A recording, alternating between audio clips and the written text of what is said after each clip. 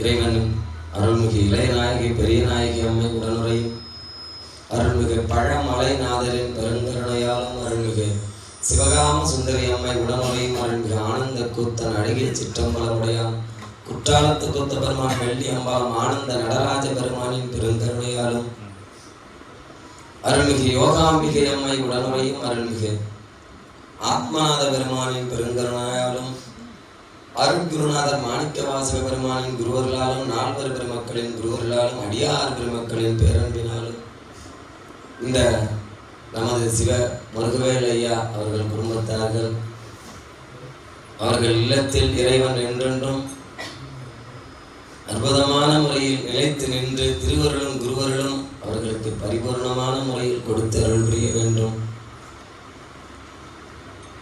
அனைத்து அடியார் பெருமக்களுக்கும் வினைகள் இல்லாத பிறந்த இந்த வாழ்வில் பேரானந்த வாழ்வு பெற்று மீண்டும் பிறவாத நிலைக்கு கொண்டு போய் இந்த ஆன்மாவை சேர்க்கணும்.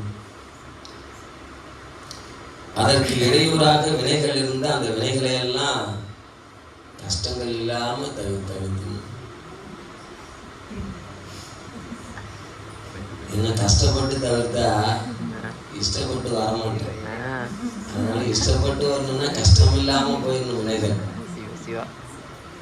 அதனால இறைவனின் திருவருளும் குருவர்களும் அனைவருக்கும் பரிபூர்ணமான முறையில் கிடைத்த அருள் புரியணும்